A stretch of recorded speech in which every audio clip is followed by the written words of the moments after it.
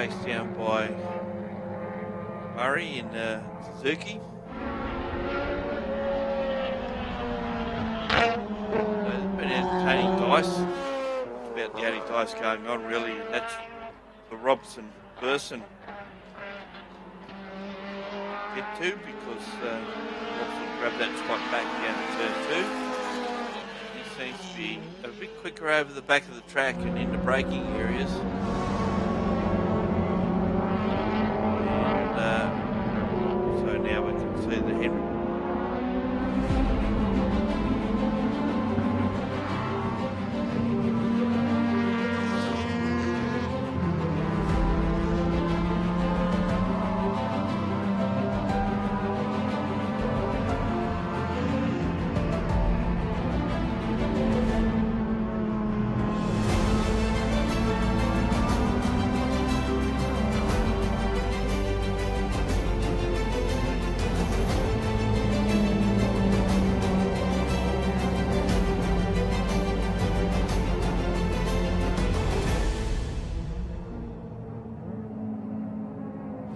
Have a special car, a caravan, boat or RV, but no safe space to store it at home? Let Melbourne Car Kennel securely store it for you.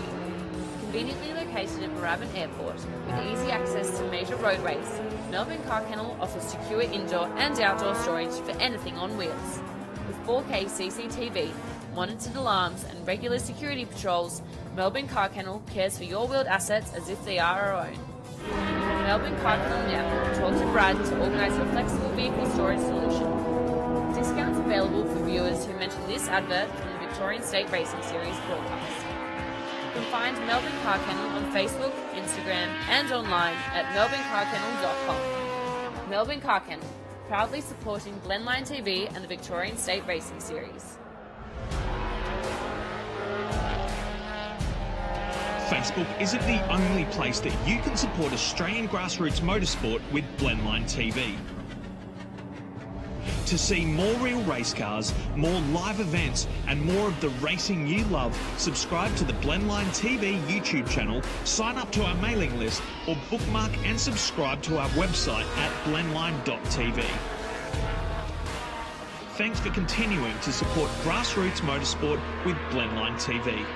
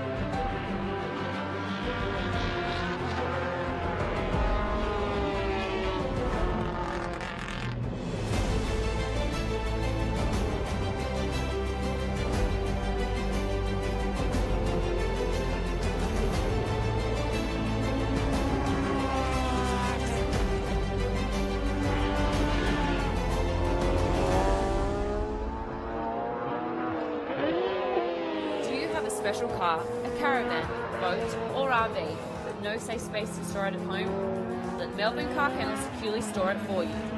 Conveniently located at Moorabbin Airport, with easy access to major roadways, Melbourne Car Kennel offers secure indoor and outdoor storage for anything on wheels.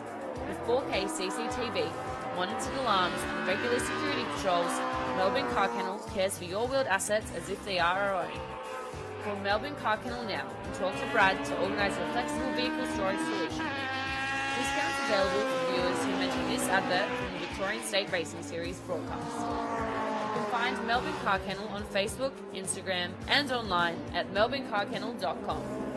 Melbourne Car Kennel, proudly supporting Blendline TV and the Victorian State Racing Series. Facebook isn't the only place that you can support Australian grassroots motorsport with Blendline TV. To see more real race cars, more live events and more of the racing you love, subscribe to the Blendline TV YouTube channel, sign up to our mailing list or bookmark and subscribe to our website at blendline.tv. Thanks for continuing to support grassroots motorsport with Blendline TV.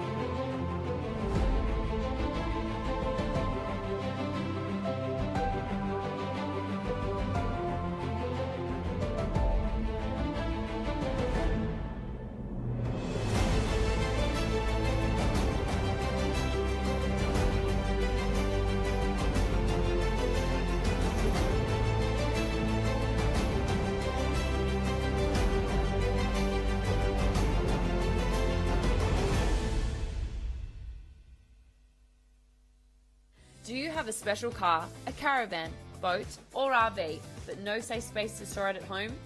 Let Melbourne Car Kennel securely store it for you. Conveniently located at Moorabbin Airport, with easy access to major roadways, Melbourne Car Kennel offers secure indoor and outdoor storage for anything on wheels. With 4K CCTV, monitored alarms and regular security patrols, Melbourne Car Kennel cares for your wheeled assets as if they are our own. Call Melbourne Car Kennel now and talk to Brad to organise your flexible vehicle storage solution. Discounts available for viewers who mention this advert from the Victorian State Racing Series broadcast. You can find Melbourne Car Kennel on Facebook, Instagram and online at melbournecarkennel.com. Melbourne Car Kennel, proudly supporting Blendline TV and the Victorian State Racing Series.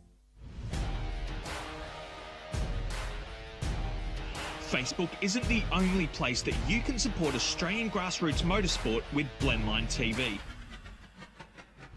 To see more real race cars, more live events and more of the racing you love, subscribe to the Blendline TV YouTube channel, sign up to our mailing list or bookmark and subscribe to our website at blendline.tv.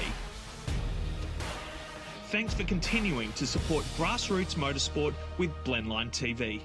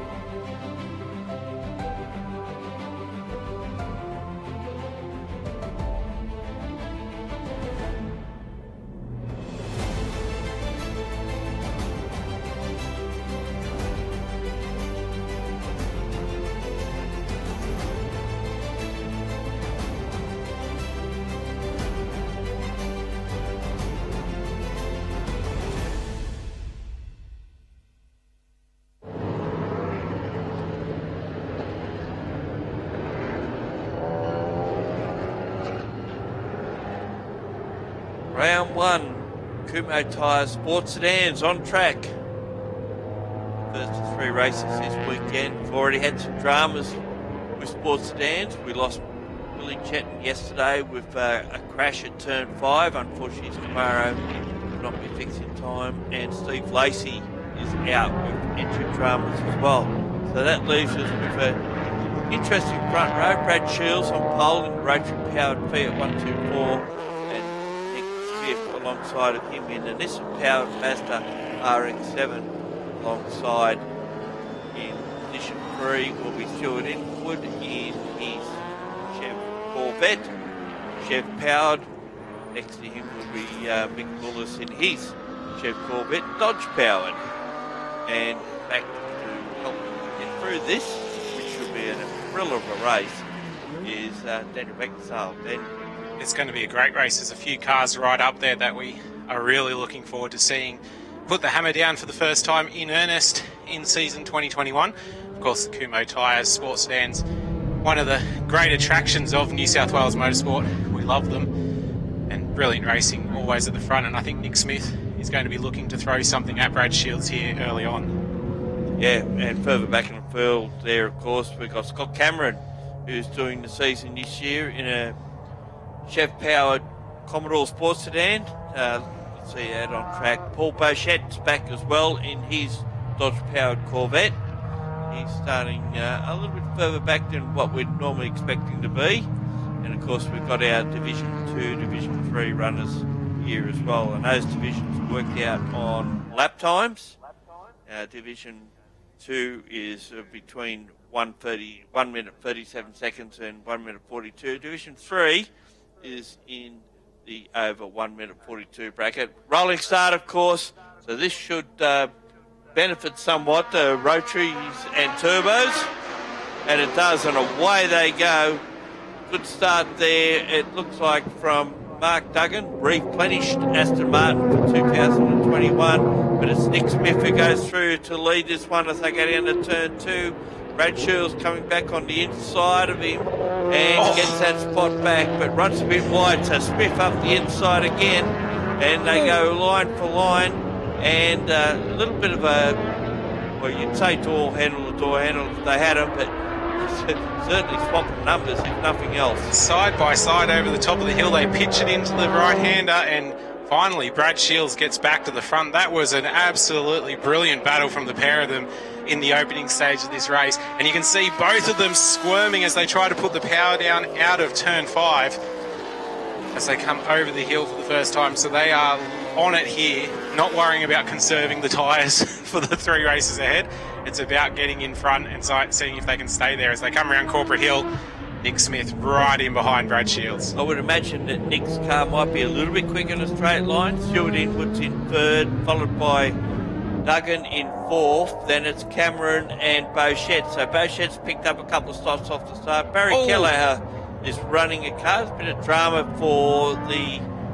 that was Lloyd Godfrey's, who had a massive spin in the hairpin. Sorry, I looked up from my screen to see white smoke everywhere, unfortunately, in the back there. So as they come across the line for the first time, it's going to be Brad Shields who will lead the first lap, but only just. Nick Smith pouring around the outside. And they're going to go side by side into turn 1 yet again. Look at the two of them here. This is sports sedan racing. 2 different styles are going racing, and they're right next to each other. Yeah, side by side through turn 1. A lot of respect there. And Shields holds on to it. Just Smith right in behind him, and Shields knows that he's got something that's got a little bit more grunt than him, and Smith certainly showed that on that occasion. But track position's king. And it worked out in favour of Shields on that occasion because they've reconfigured this car. They spent a lot of last season doing it, taking it from the 20B back to the 13B with a turbo attached to it this year, and a lot of development around that as well by Joe Sade, guy that owns and runs the car on occasions, but very happy to let Brad get into it and run at the front of the field when necessary. So those 2 cars have just moved away, and Stuart Inwood, the best of the rest at this stage, in 3rd spot in the Corvette. Must say that there's, and Beauchet just moves down the inside of Cameron at turn 8. No Grant Dillman, the reigning champion, got drama for one of them. That's Lloyd Godfrey coming into the back of the pits. So he's got the bonnet half popped up there, so there's some sort of damage in it. Massive engine failure for the Aston Martin at the final corner. It's pulling to the inside, smoke billowing from both sides of the car, so that will definitely be an engine failure. And unfortunate for Duggan, he will be pulled to the inside and will not take any further part in this race as Beauchet continues to throw what he can at Cameron down the main straight. Nick Smith has got to the lead against Brad Shields. It's all going off. Stuff happening all over the track because Beauchet looks like he's going to take a spot off Cameron. Just as we looked up, we can see Brad Shields in all sorts of problems trying to pull his car up as Nick Smith started down the inside of him and got the job done. So this will be a just reward for Nick Smith, who's persistent, I guess is the best word to describe how hard they've worked on this car to get it reliable. It's got speed, we know that. It's just getting through that reliability has always been the drama, and Beauchet has done the move on Cameron. I dare say that was down at turn 2 because he looked like he was lining him up through 1, and now we'll see if Cameron can fight back. Very similar pace from these 2 cars. Yeah, and Cameron obviously hasn't done much in his car. Did combine sedans last year, and I think that was about that. I think they lost an engine on that occasion. They've been doing a lot of testing though, haven't they? Getting this car refined. They bought it a couple of years ago, have been working on it, coming out to days here at Sydney Motorsport Park to get themselves across how it worked. Of course, we saw Scott Cameron racing in HQ Holdens for the last couple of years, and now he's in a sports sedan yet again. This is a bit of a step up, and now Nick Smith has clarified who should be running at the front of this field because he's got himself out to about a 1.7 second lead over Shields in second spots. You could certainly say that Shields very much more on the pace of the larger engine or capacity cars at a place like Wakefield Park. The long straights really hurt that car at venues such as Sydney Motorsport Park. But he definitely has the pace from turn 2 to turn 12, doesn't he? So that's how he makes it all up as we see this battle continue. Cameron's trying to stay on the back of Paul Bochet, but Bochet slowly pulling away, and you can just see behind in the Calibra, that is Chris Jackson. He's made his way through from the very rear of the field, so a good drive from him yet again. It's great to see that car actually getting a fair few laps under its belt. Hopefully he'll be able to race the whole weekend. And as well, we've got to give a shout out to our friend Darren Smith, Mr. Centurion, tuning in to watch Sports Sedans, his beloved Sports Sedans all around Australia. Make sure to watch them everywhere he can and commentate on as many as possible as well. So, g'day to Darren. Yeah, hello Daz. Here from you. Long time no here. It's only been a week. But been a while. There's Chris Jackson on screen. Yeah, he didn't qualify that car. They got out too late for qualifying, and overshot turn 6 a little bit to some degree there. Came in a bit too strong, and it's good to see that car. If it's starting further up the field for tomorrow's races, I think it'll be in for half a chance of being a top 3 contender for sure. I don't know if it leaves a place for these 2 turbo-powered cars out in front at the moment, but I guess Daz will be pleased because there's a rotary-powered car leading this race, and there's a Mazda in second, but it doesn't have a rotary engine in it. Well, Nick Smith just done a 132.4 as well for his last lap of the race. So his pace isn't really dropping away. His best lap's a 132.3 on lap 3. So he's managing to maintain it in the RX-7. That team has put in so much time and effort down into the pits to get it comfortable for him to race. They had a good showing last season under lights here at Sydney Motorsport Park when they brought the car out for pretty much one of the first times to run. And now he looks like he might be rewarded with a first race victory. We've still got a little way to go. 10 minutes remaining here for the first race of the weekend for the Kumo Tyres New South Wales Sports Sedans, proudly brought to you by CTFD this weekend. And we can just see at the final complex, it looks like Lighthead might have some fluid coming out the bottom of his Alpha. Just spotted it there in the shot. He's got the 2 cars bearing down on him, the Commodore and the Atkin Kumo BMW, both Chev powered. Pillars in the Commodore and the now Chev powered BMW LS2 or LS1. Yeah, wraps him up down the straight. Yeah. Spiteri in the Evo in behind them.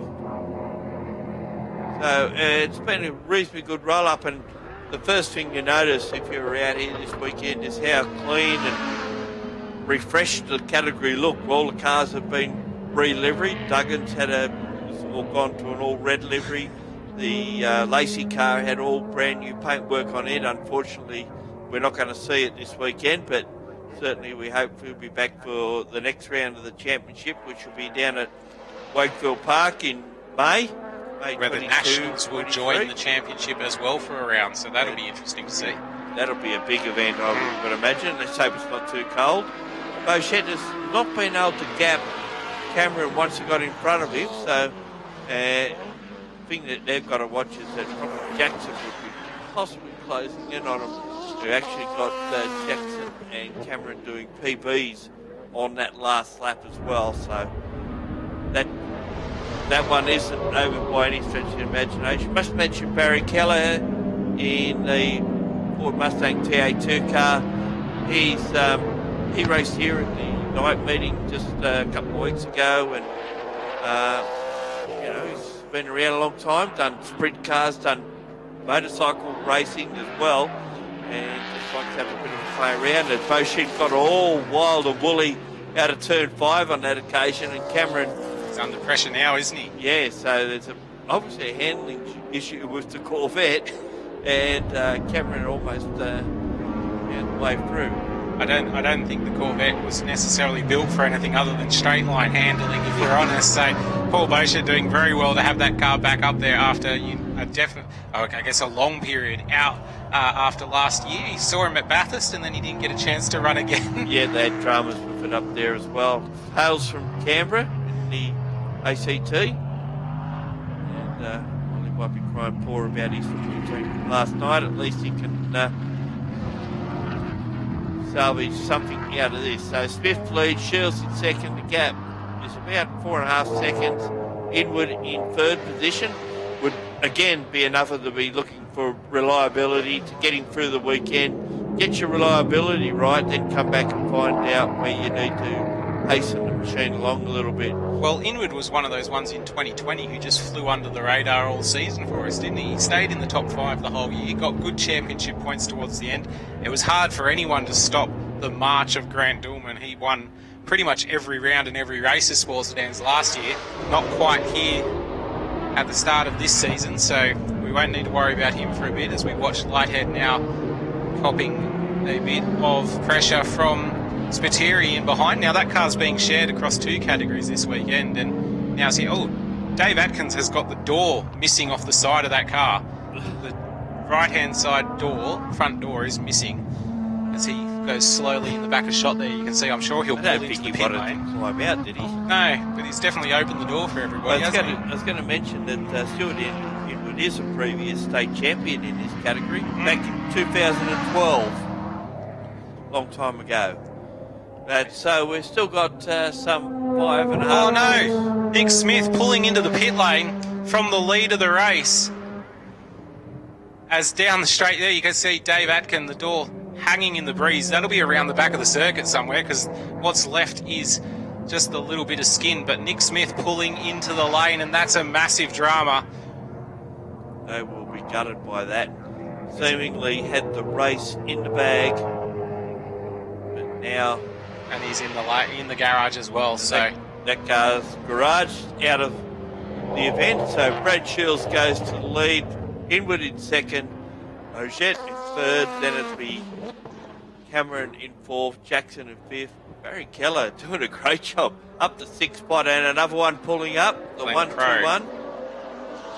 That's at the exit of turn 6. The run up the hill behind Corporate. So he's pulled over the back there. Not good times for the turbos, it seems.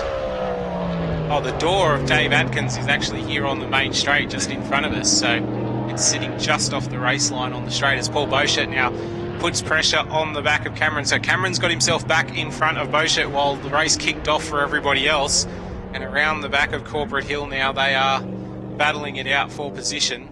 We'll see what happens when they come around Corporate Hill down to the hairpin. There's Kelleher in the TA2 Mustang. Here they come around Corporate Hill now, down the main straight. You can just see that door just off the driver's line. Oh, almost hit by Smith as he came down the main straight that time. But that's left Brad Shields in the lead of this race with a pretty significant gap back to Inwood. 23 and a bit seconds, almost 25 seconds it's blown out to now. So Brad Shields will be able to bring home the Fiat 124 Coupe, and Paul Beauchet is dropping off from behind Cameron. So maybe the pace of the Corvette going away from him later in the race. And not the race for a fair while might have something to do with it as well. I suppose the fortunate part for Aiken with his car is that no one can see that door.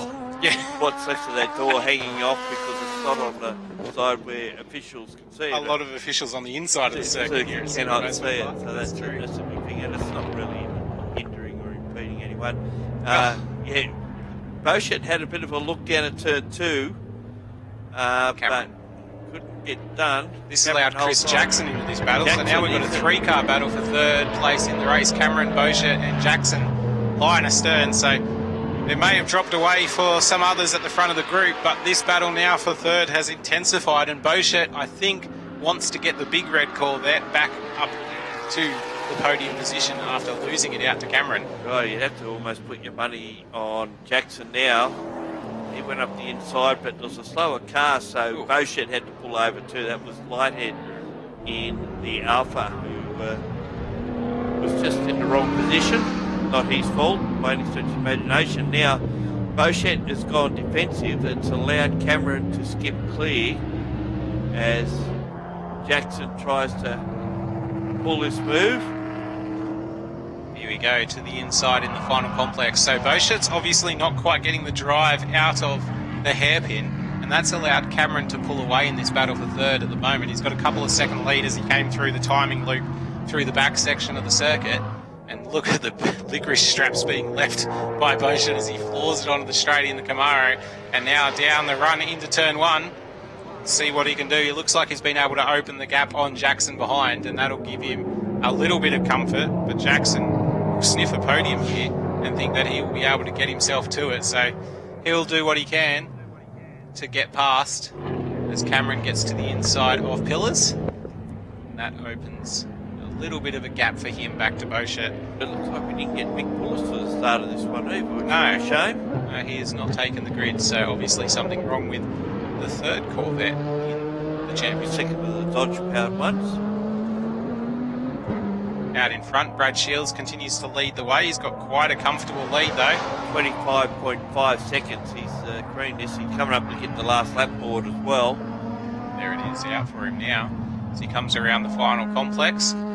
So he's got a very comfortable lead. He's coming onto the straight as Inwood comes around the hairpin turn 9. That shows you how big a lead he actually has with one more lap left to go. Oh no, final lap actually. Checkered flag is out. We missed him. We missed him still. And Jackson's gone wide at the hairpin as he threw it down the outside of Bochet. So Jackson taking a long way around there. And that's coming back on turn 4. He was that wide. Need to use the access road into the back of the pits. So we've got Spiteri and Smith coming across the line. They're a lap down. There's Stuart Inwood, second spot. He'd be pleased with that. That car has had its reliability issues as well, but for the Chev Corvette Trans Am spec car to get across the line. Scott Cameron in third, they'll be happy as well. Paul Bochet, Dennis Chris Jackson, the next two across the line. And in position 6 will be Barry Kelleher, which has been a phenomenal effort in the Trans Am spec Mustang. So that's race 1 from round 1, brought to you by CTFD Group. The Kumo Tyres New South Wales Sports Sedans Championship. It's Brad Shields who is going to lead the way into day 2. Hopefully Nick Smith will be able to get that car back out there. I'm sure him and the boys will be all over it tonight. Hopefully just a small issue like they've seen at previous rounds where it's been a simple connector clip or something like that. Yeah, let's hope. All right, we're going to take a quick break and we'll be back with more shortly.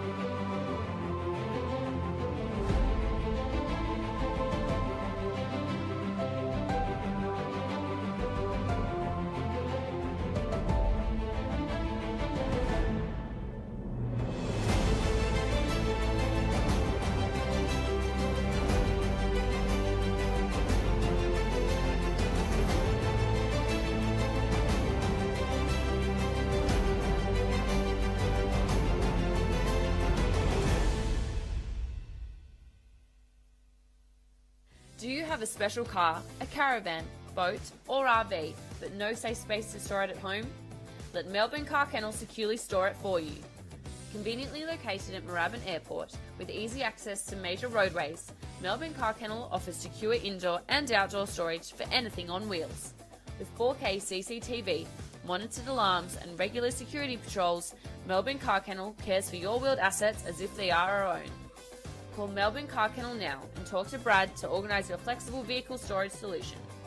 Discounts available for viewers who mention this advert from the Victorian State Racing Series broadcast. You can find Melbourne Car Kennel on Facebook, Instagram and online at melbournecarkennel.com. Melbourne Car Kennel, proudly supporting Blendline TV and the Victorian State Racing Series. Facebook isn't the only place that you can support Australian grassroots motorsport with Blendline TV. To see more real race cars, more live events and more of the racing you love, subscribe to the Blendline TV YouTube channel, sign up to our mailing list or bookmark and subscribe to our website at blendline.tv. Thanks for continuing to support grassroots motorsport with Blendline TV.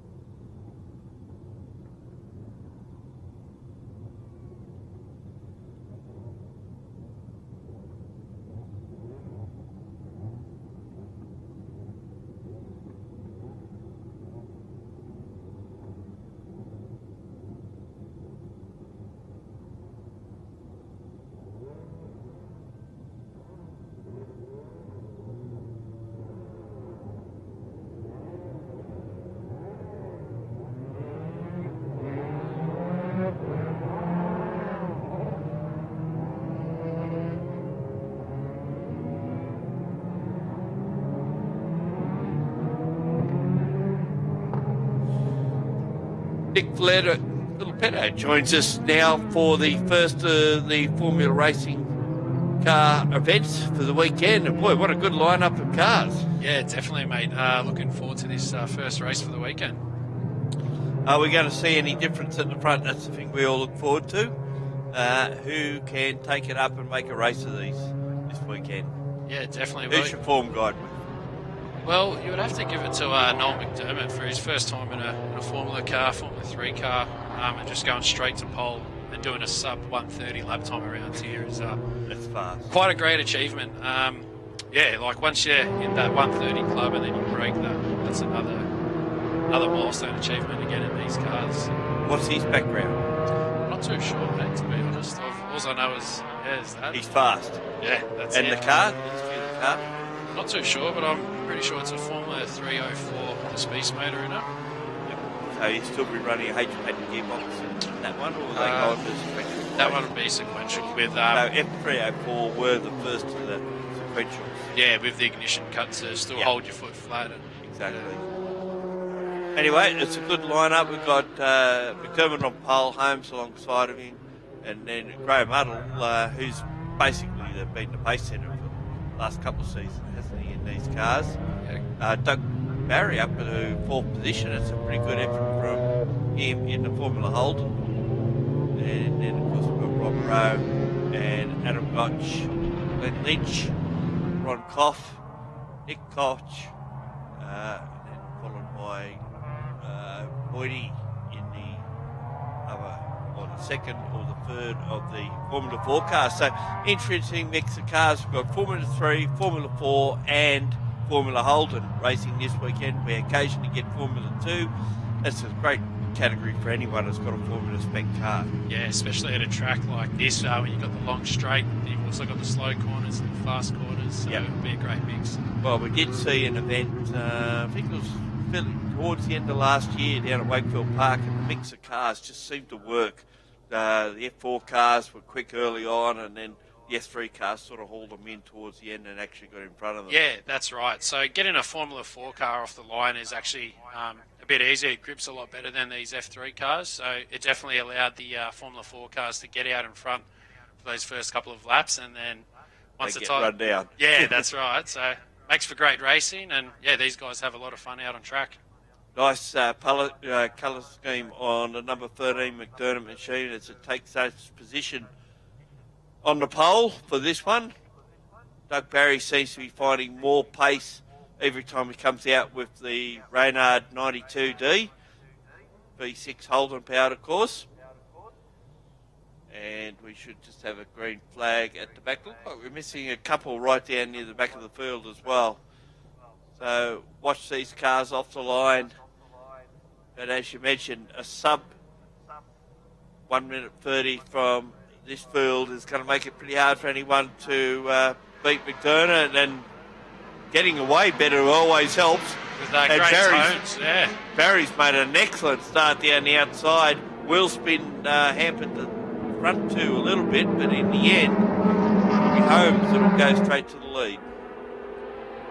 Yeah, as you saw there, Graham's just showing he's mature in the field, just getting a great start and getting out there. And Muddle went down the inside of McDermott, then overshot. Obviously came in a little bit too hot with a cold tyre. Rather than trying to turn the car, just go straight forward and just slow up that way and live to fight another day, basically. Yeah, that's right. I mean, these cars are quite diabolic until the tyres come on, and then you can really start trusting it. So, yeah, maybe about lap 3 or lap 4. I wouldn't trust one of these cars down in turn 1 flat out on a cold tyre. You never know where you might end up. Yeah, that's right. As we see, Nathan Bunch has made a good start. He's moving up the field. And Holmes has got a 5-second penalty for a jump start, so... I was curious about yeah, there was a little bit of a creep there. But he did get it stopped before the lights did go out and go again. Might be something you go and argue about later, but it's not going to help you right at the moment. Yeah, we're just concentrating on trying to get away by as far as he can, and at the moment I can't see that lasting long. McDermott in second is just behind him down the straight. McDermott, you would think might be a little bit quicker, a newer car. Newer car. He's actually gone a little bit quicker in the middle sector as we see. And here we go, move for the turn 1. And should get... And tucks back in. So he must just want to get this first race out of the way and just push on with it. So it's Holmes from McDermott, Barry in third, Muddle in fourth. So Muddle did recover reasonably well. Nathan Gotch, Rowe and Baker. The next one through Adam Gotch, Lynch and Cove make up our top 10 at this stage. Across the top of the tunnel where they've just done some repairs. That's why we're running a little bit late at the moment. They've had to do some wall repairs there. I'm not so sure who hit it, but one of the sports sedans obviously gave it a nasty workout. And now we see McDermott go down the inside of Holmes at turn 6, takes the lead away. And he's certainly showing a clean bit of heels at the moment. He's definitely comfortable in his car. So that was a great move to get it done. And yeah, he just needs to focus and just push away here. Oh, one in trouble, one going off there on the outside of turn 8, is it? I'd say, is that turn 5, the exit of 4 before you come into 5? Yes, turn 5. So that's sure what's happened there. That may be Morrow, is it? No, that looked like Tim. It might be Adam Gotch, actually, because he's dropped a spot, according to timing. Yeah, it's Adam Gotch. On the timing it is, yeah. Okay, so lap number 2 is transpired, and McDermott leads the way. Holmes in second, just had Barry third, then Muddle, and McDermott down to the fastest lap of the race at the moment on that lap at 32 plus second lap. As we see a switch back into turn 1 with... And Muddle in problems as well. He's dropped spots in turn 1. Yeah. Looks good with a bit of another colour on it. Not just the plain white that we've regularly seen off that Dallara. Now with some black added to it. Just make it any quicker, but certainly looks hard. This race continues. Holmes in second. Clear of Barry. As we see Lynch now just trying to tuck onto the back of Nathan here. But the Formula 4 car will be actually quicker around these shorter, tighter corners. But once we get over Corporate Hill, we can see the F3 car use its aero and catch up to him. The F3 car seems to have more control over the rear wing than what the F4 car does. It's had a solid wing on the F4 roof. You've got some lateral movement. Yeah, you can still adjust it, but just with the downforce that the Formula 3 cars have, it makes it a lot trusting and forgiving to go through the corners, and the Formula 4 cars, you really kind of need to muscle at them around these high-speed corners. Again, another fastest lap from McDermott on that occasion, although Holmes is not that far off his pace, both in the 32s. 33 from Barry, 33 from Muddle. Then it's Rowe, Koch. Nathan Koch is still running. See Muddle there just going for a big dive on the brakes. The Formula Holden car, and he's done a great job, and now he's just going to press on with that. No, Justin McClintock, or Aaron McClintock, I should say, at this meeting. Yeah, unfortunately, yesterday I think had some drama as the back of the gearbox is moving for a car. Not sure if it was clutch drivers or something similar, but There's a few others that we normally see at this meeting that are missing, and I think they may have run at the Formula 3 Australian Championship meeting here just a couple of weeks ago, so probably a bit close for them to come back out again for this meeting. As we see, Nathan Gotch still holding off Lynch there. We have Rodney Baker now into the fight. Of course, I like to talk about, I don't know how many, but the different engines, and I know they all produce similar power. There's very little difference between any of the engines in the cars, but we've got Opel Speeds, we've got Toyotas, Volkswagens, Mercedes, of course, in the Dallaras. So is Renault as well. Renault as well. So usually you'll get 4,000 kilometres out of a Formula 3 motor, but these state guys here, some of them like to either short shift or just get more life out of these motors. Because of the budgets that they run under. Yep. Yeah, and of course we've got different configurations of Dallaras. 304s, 307s, 308s, which is just basically aero around the front of the cars. It's a difference. The bulkhead back, they're all basically identical. Yeah, that's right. As we see, Nathan Gotch just holding off Lynch here into turn 1, being able to hold it around the outside. So he's definitely got his work cut out for him.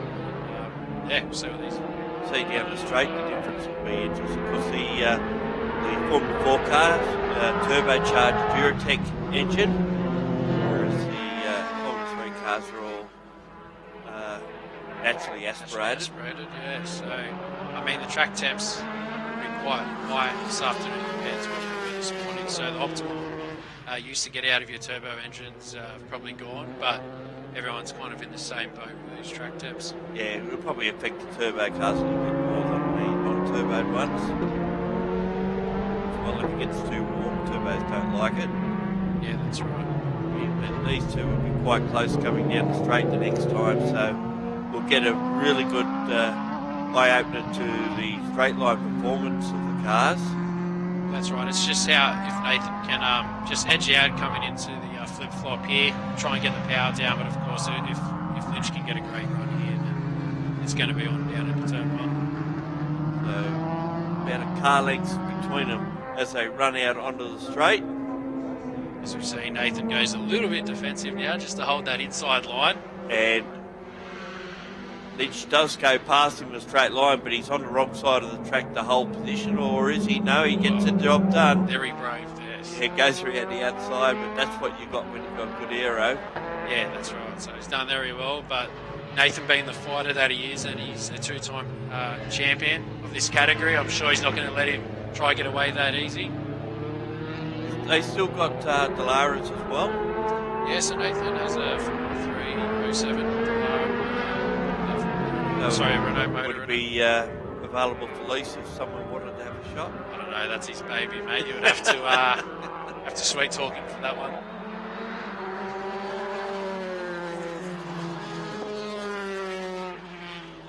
Maybe that's something he might get into. Well, I've been fortunate enough for him to give me a drive of his Formula 4 car that he's in now, but I'm not sure what I would have to do to get in the F3 car of his. I've driven it once before, just in a test session, just to get some kilometres up on the fresh motor.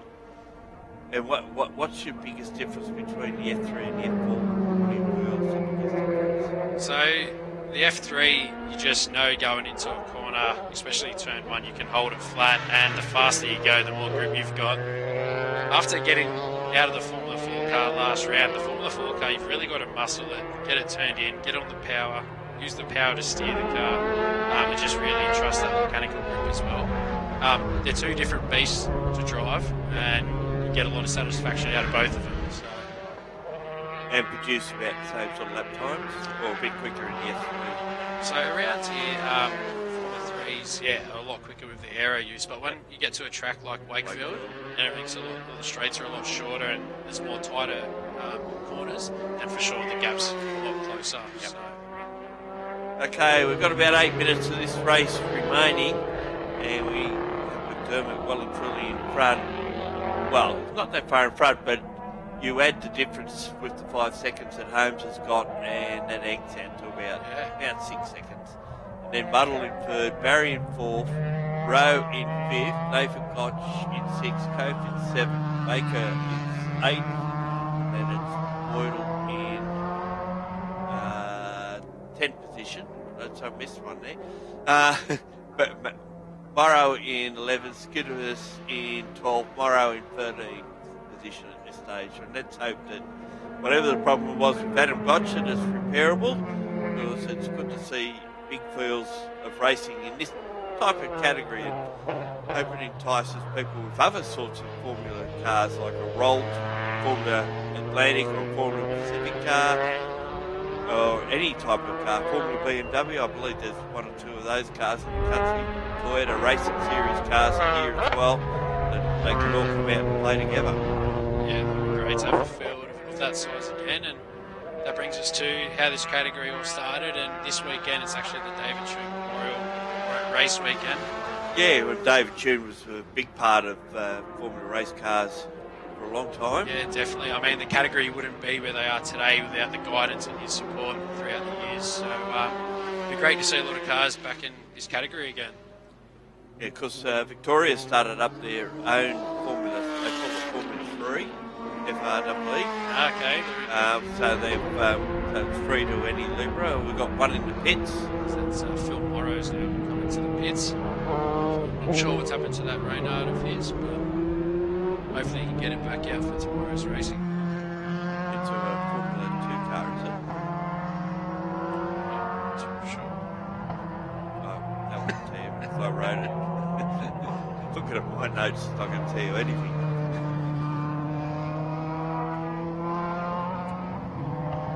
Reynard 923 Volkswagen Pet. I think it is an actual Formula 3 car, so. But he's getting out of that car, so I would suspect at this stage that one's done for this race for today. 2 more races tomorrow, of course, and then, of course, the championship will move on from this round to round 3, which is in July, here again.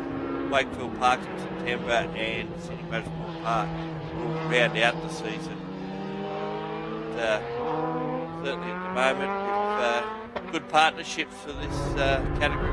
Dallara, AGI of course, Sydney Phone Booth, Genesis Offices, Priceless Images, GP Race Gear Australia, Formula 3 Association, Historic Sports Racing Car Association and Trooper Trailers and Gates all contributed in some way or shape to Formula race cars, and they just seem to be at this stage anyway, although it is early in the season, to be a growing category. As we get some great shots of Doug Barry here in his Formula Holden car, and that thing is fast and straight. Would be. Doug Barry's been doing the New South Wales and Australian Hill Climb Championships. He's currently the Australian Super Sprint champion as well. Did you know that? No, I didn't. Thanks for that, mate. It's been our focus on Rob Pro. Won it in his hill climb car that he raced in the Australian Hill Climb Championships 2 years ago. Then they went down to Phillip Island for the Super Sprint Championships, and he won it ahead of Dean Ty in Dallara with Judd.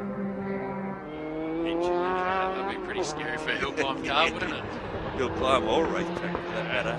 Of course, Australian Hill Climb, New South Wales Hill Climb Championships are on at Hutton Hill this weekend, so that's probably had him divided loyalties. He probably would have liked to have gone along to the Hill Climb Championships, but rather bring the Reynard out here and have a run around in Formula race cars. So we'll see the Fiat-powered Formula 3 car of Lynch here. And that's a 96 model car. So it's H pattern. You really need to wrestle the car and fight it through. But yeah.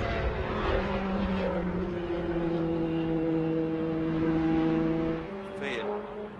No.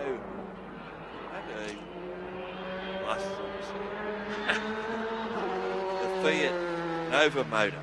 Fiat Nova, there you go.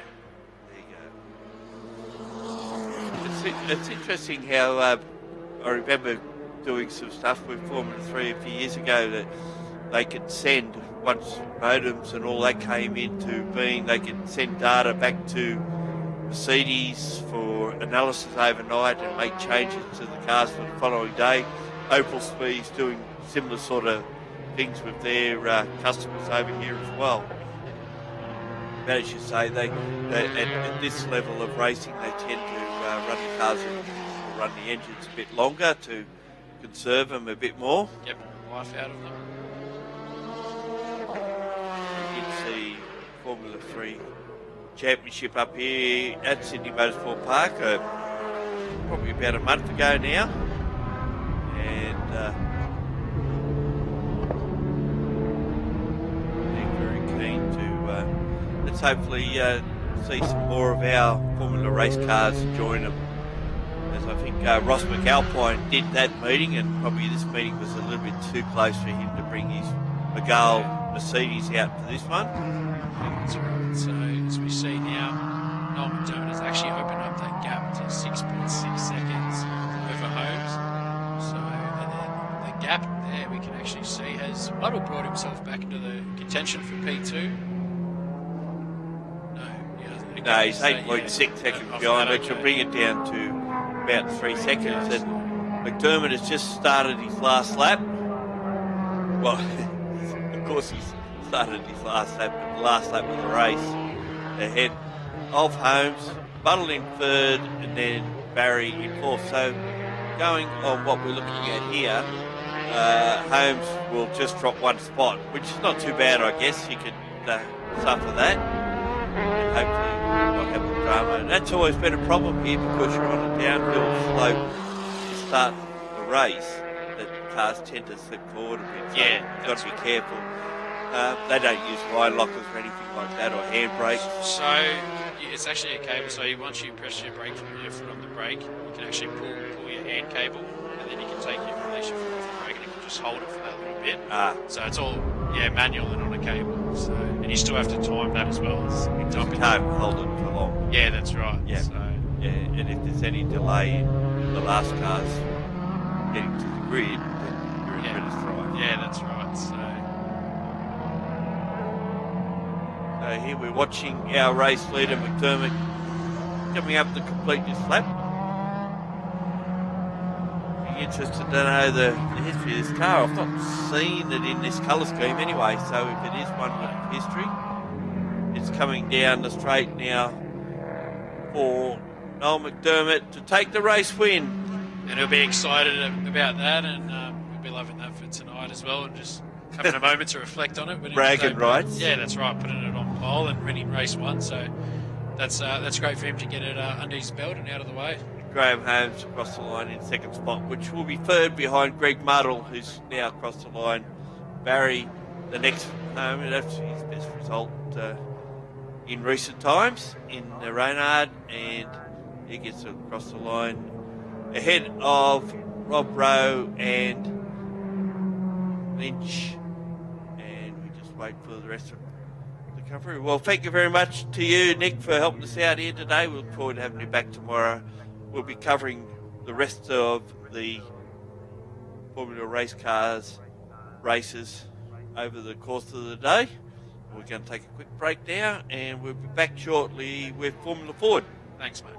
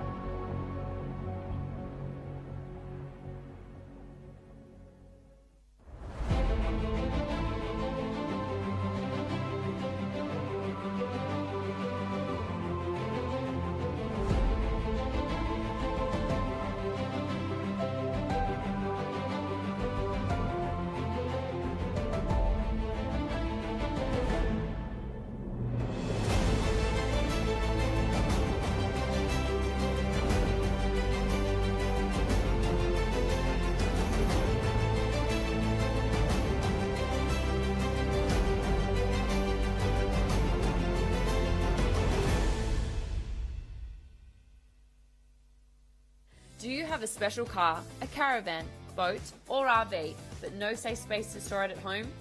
Let Melbourne Car Kennel securely store it for you. Conveniently located at Moorabbin Airport, with easy access to major roadways, Melbourne Car Kennel offers secure indoor and outdoor storage for anything on wheels.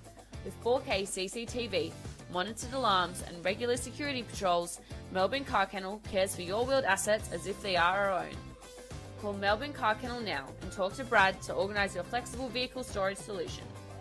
Discounts available for viewers who mention this advert from the Victorian State Racing Series broadcast.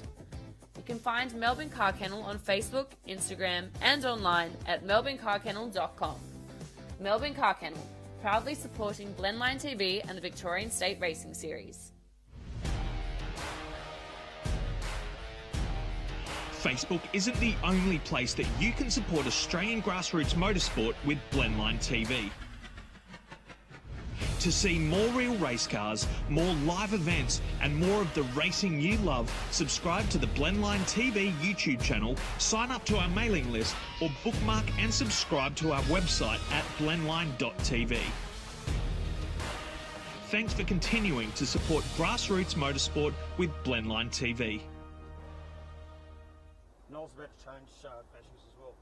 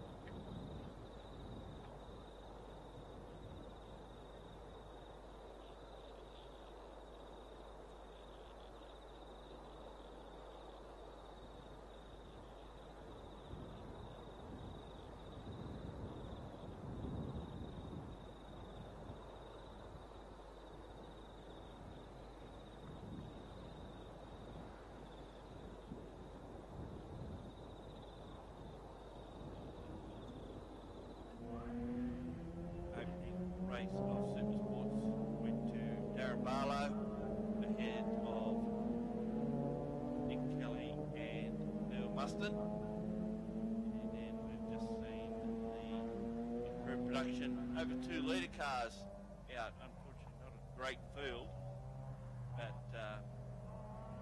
interesting that it has been convincingly won by Trevor Thierry in the Mazda Evo ahead of Scott Tuck in another Evo, and they'll be back out on track tomorrow. The rest of today's program you will be a witness to either through the live stream or live at the circuit.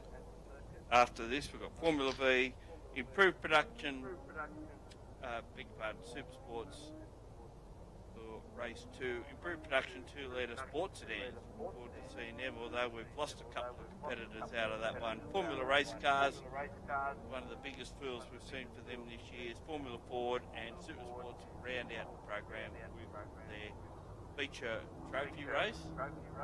Cars lining up on the grid. As we said, it's Gordon on pole, Ardell alongside of him, and then Barnes, Lewis, McLean, Shaw, Noakes, Lauer, further back than what we normally see. O'Keefe, Riley, Silvestro, Cornelius, Cook,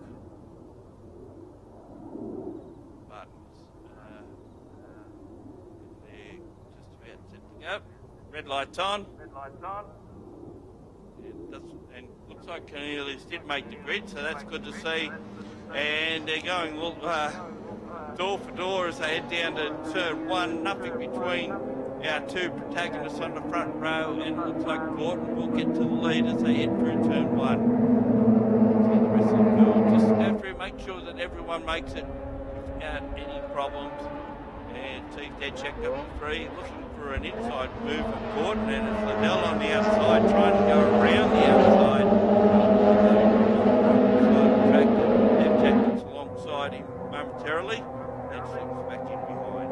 Got the rest of the field following on through behind. You can see Tom Shaw trying to come around the outside and make up a few positions as they come over the crest for the first time. And we'll see how they come around the back section second. Of course, Ryan Gordon can pick up where he left off in round 1 and secure a few more victories and keep opening up that time of defence.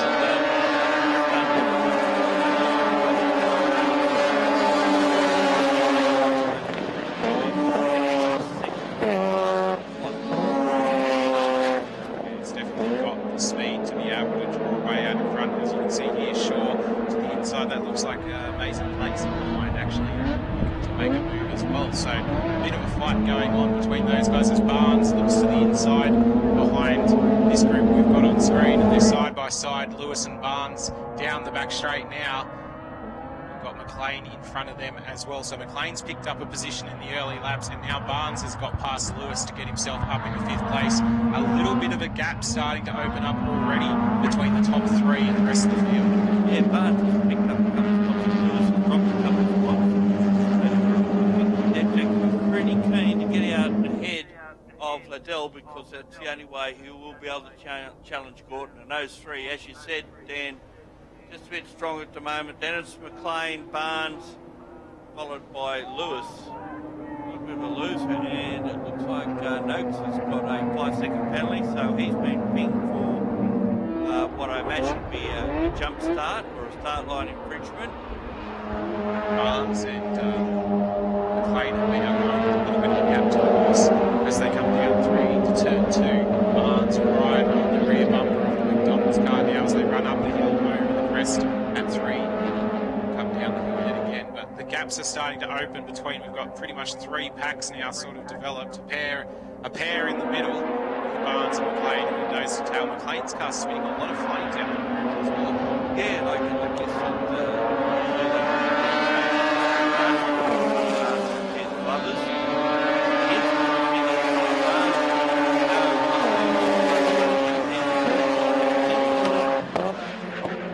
back into the second pack, as it were. No, he's definitely starting. I'd like to have, as we see O'Keefe, Lower and Shaw on the screen coming around Corner Hill. Those guys battling hard for what is 8th, 9th and 10th in the race at the moment. They had some good battles at round 1 as well. Just seen Barnes go down underneath McLean at turn 8. So he's got that position away, and our leaders are into it as well. Not so much Gordon, but it's between Liddell and Devchak the second. As you can see, they're running almost side by side. They've been trying to get a side draft out of here. Well, now it'll be a pump draft. Just changed sort of almost immediately we said it. Deviak tried to hold around the outside at the final complex and couldn't quite do it. Got the switchback out of the last corner, but didn't get the drive onto the main straight. You can see that car twitch down through turn 1 and 2. As he comes through the sweeper and now fires it towards 2. He's right up behind Odell in front and runs a little bit wide. He's tried to brake late there. It's not quite working. Odell with a big slide out of 2. That's going to invite Deviak for the opportunity now down into 4. Yeah, that seems to be a bit stronger on the just here part of the track. And now he takes a dive down to turn 4, gets the job done. That's what he needed to do. That means now that he might be able to drive away a bit from Liddell and have play off out here.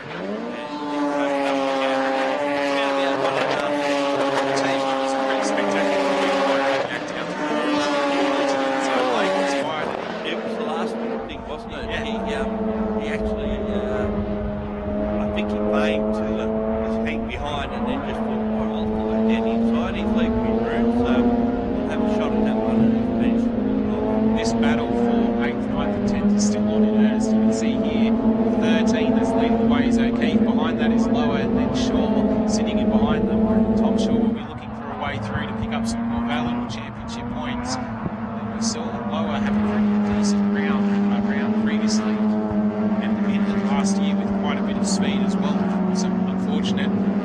endings to the season, but he's back out there now. Bit up and down, exactly how his season has been. And you can see that the gaps have really opened up the front, but certainly not for these scraps going on behind, because they are fighting for scraps really, aren't they? 100%. As Gorton just put in a 148.8 best lap of the race.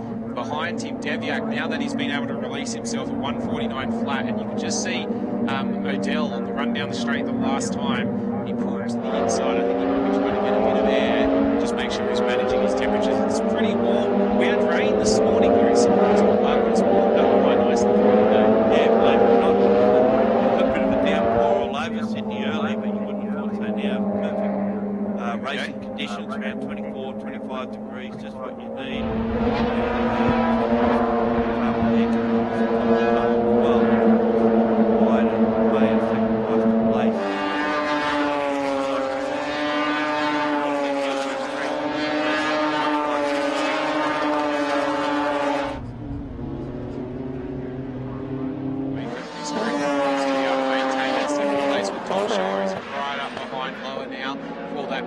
So he's going to be trying to work his way through and get further up towards the front. Out in front, our groups have opened up a bit. We've got 1.4 seconds from first to second, and then it's about half a second, one by one, all the way down the field to the battle that we've got on screen as Tom Shaw slides it through the hairpin. It looks like O'Keefe has dropped off these guys as well after that little bit of a moment between him and Lower, so he's also been a run that's dropped off a little bit, and now sits about a second behind that pack. Yeah, Tom Shaw's performances have picked up somewhat later part of last year, certainly the first round last year. This year has some pretty good results, and I guess when you've got Rick Shaw as your dad, you are getting the right sort of information about how to learn to drive rotary powered cars and drive them quick. He's driving a trick quick down the straight at the moment, right in the draft of Lower in front. He'll show the nose into one. Here we go. He's arrowed it to the apex. Lower gives him a little bit of room, but Shaw pulls back out of it, and he'll sit behind him on the run down to 2. He probably lost a car width out of that one. A little bit of learning now, I guess you could say. He's trying to fire into the inside. He probably should have sat in behind Lower and had a look at 2. Well, the thing is, if you take the wider line, you're going at slow speed, something that's heading to the wider. Like an oval track, isn't it? There, the wider you are from the corner, the faster you can go through that. Allow managers to hold that position.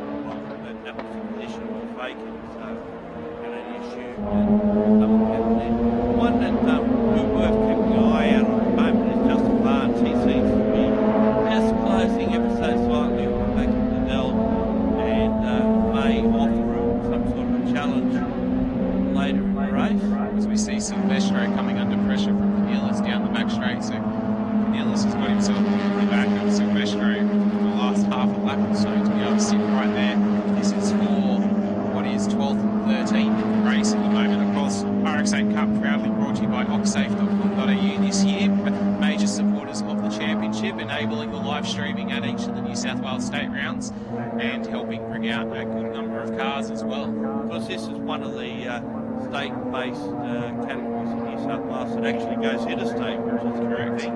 They go to Melbourne Park in June 5, 6, Phillip Island August 6 to 8, then down to Whitton in October, the end of October 30, 31, and back here at Sydney Motorsport Park in November 6 and 7. So it's a good move by them. They can possibly consider themselves a national category when you're going to 3 different states.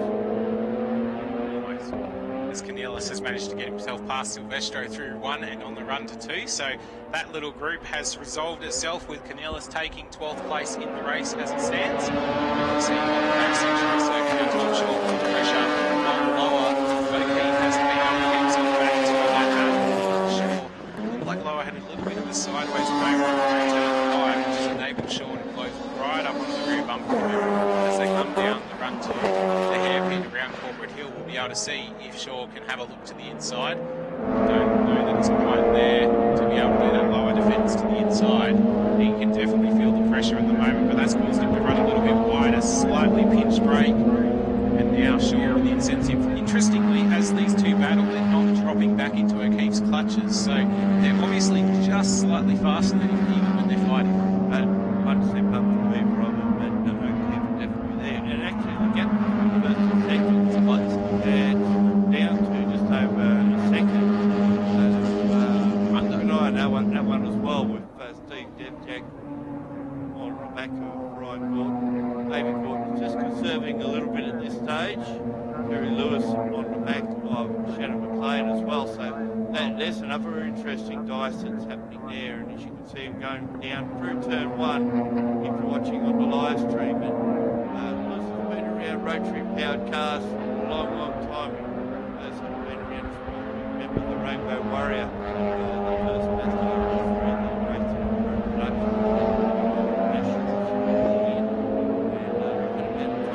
years sabbatical out of the sport, came back about 2 years ago to have a run and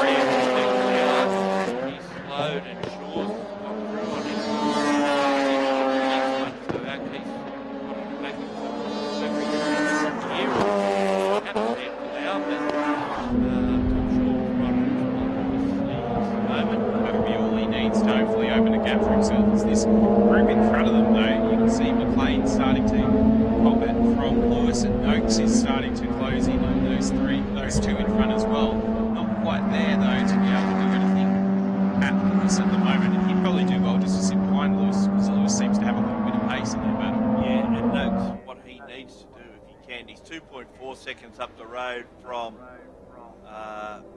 this dice we've been talking about. Yeah. He needs to be 5 seconds up or else he's going to finish up in about 11th position by our calculations at least. Yeah, he's going to drop a fair way down the field. Out in front, Debiak has been able to close the gap to Gaunt to half a second on the last time by the start-finish line. So 2 laps ago, he was 1.5 seconds off from Gaunt. I think there's 5 minutes left in the race. I'm not sure that Gaunt is maintaining the gap as such. He might be seeing his tyres fade a little bit, or maybe the setup isn't quite there as we get 17 minutes into the race. Yeah, maybe tyre pressures have now slightly higher pressure. Right? In what is reasonable conditions, that tyre pressures will come up. It's not the fastest lap of the race at 48. We know that will allow him to do those times again. Officially at the end of the first sector, half a second. And now heading to trying to get past Sonora, of course, as they come down, and they've certainly dropped off Manel and Barnes, who that gap seems to have stabilised between third and fourth positions. And then of course we go back to 6 and 7. They're minus turn. Shaw has managed to just sneak out a little bit of a gap on Bauer, and O'Keefe just seems to be at this stage pick out neither of those two at the moment. As we wind down, we've got about 3.5 minutes of this race to go, and this battle is certainly on intensely at the front, and looks can be a little bit deceiving. There's about 2 car lengths between them as they went past us, and there's about that now to about 1.5 maybe. It registered as 0.3 of a second as they crossed the line, so not much at all. And Deviak now has the real incentive. He's almost on the bumper of Gort, down into 2. There's probably only another lap left in it after this one, so 1.5 laps to go effectively for this race, and Deviak will throw everything he can. He's been able to pinch a victory before off Gort, but I don't think any have been in a straight fight. Yeah, well, he actually had a win one race down at Wakefield Park. Had a fuel issue, which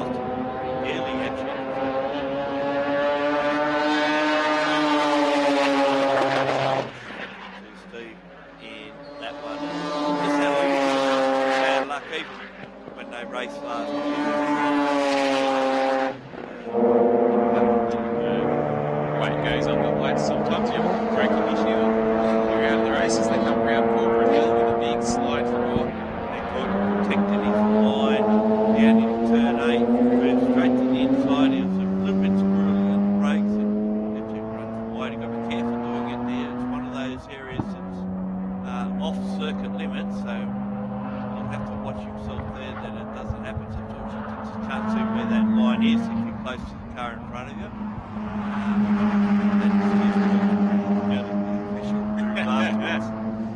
Tell them I didn't deliberately go over that line. I just deliberately went over that line as they come down the main straight yet again. Gordon obviously gets the drive out of the final corner. The last lap board is out, which gives him just enough breathing space down into 2 usually, though now Deviak is closing the gap, hand over fist down into turn 1, looking to the inside. He shows the nose, but not quite close enough. We'll see if he can do something down into 2. Gordon is feeling the pressure for sure. He just look at him moving the car slowly to the left. The rear's twitching. You can see that he overcooked slightly on the brake stick, Gordon, and Devjack for that particular occasion. Normally, he went a shallow line into turn 2. That time he stayed out wide and tried to get the cutback for that double apex corner. Didn't quite work.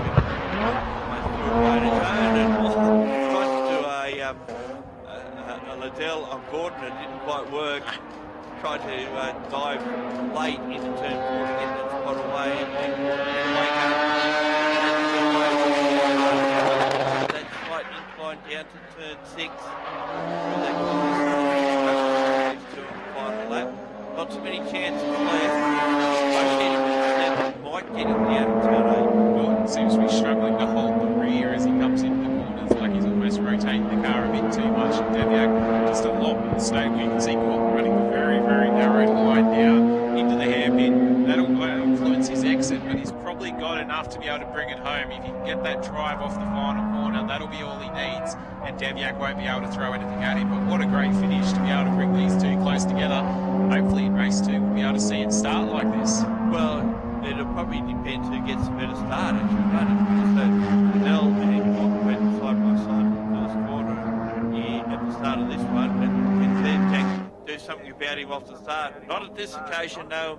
And coming down to take the checkered flag, Ryan Gordon takes out race 1, just ahead of Steve Devjack in second position. Third spot will go to Marcus Liddell in the number 3 Mazda. Pretty lonely drive in the end. Justin Barnes into P4.